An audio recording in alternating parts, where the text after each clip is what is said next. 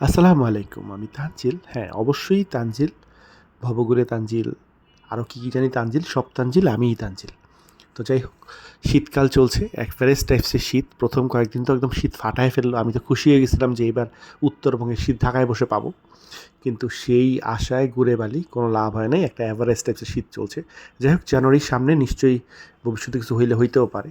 তো শীতকালে আমার কাজই হলো নানান জায়গায় ঘুরঘুর করা এবং রাস্তাঘাটের খাবার-দাবার কী পাওয়া যায় দেখা। তো ঘুরতে আজকে দেখলাম যে এই ভদ্রলোক মাশরুম সেল করতেছে। আর মাশরুম খেতে আমি খুবই পছন্দ করি। যেখানেই মাশরুম পাই সেখানেই খেতে লেগে যাই। তো এখানে এসে এই যে অর্ডার করলাম মাশরুম। আপনারা দেখতে পাচ্ছেন চলে আসছে গরম মাশরুম। সেটা এখন রাস্তার পাশে দাঁড়ায় আমি খাবো এবং গরম মাশরুম খেতে কিন্তু আমার অসাধারণ লাগে। এই মাশরুমের প্রতি পিস হলো ৳১০ এবং মাশরুম খেতে সত্যিকার অর্থেই আমার ভালো লাগে।